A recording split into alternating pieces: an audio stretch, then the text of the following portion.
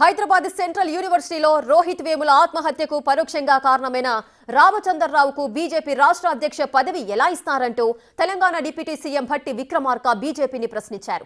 దళితులను, గిరిజనులను ఇబ్బంది పెట్టే వాళ్లకు ఉన్నత పదవులు ఇస్తూ ఎస్సీ ఎస్టీలకు భయభ్రాంతులను గురి చేస్తున్నారని ఆవేదన వ్యక్తం చేశారు. భట్టి ఢిల్లీలో ఆయన మీడియాతో మాట్లాడారు. రోహిత్ వేములపై చర్యలు తీసుకునే విధంగా ఆనాడు వ్యవహరించిన రామచంద్రరావుకు బీజేపీ అధ్యక్ష పదవి, ఆనాటి ఏబీవీపీ అధ్యక్షుడు సునీల్ కుమార్ కు అసిస్టెంట్ ప్రొఫెసర్ పదవి ఇవ్వడం అంటే బీజేపీకి దళితుల పట్ల ఎంత చిత్తశుద్ధి ఉందో అర్థం చేసుకోవచ్చని ఆయన అన్నారు. మరొకసారి భారతీయ జనతా పార్టీ అటువంటి వారిపైన చర్యలు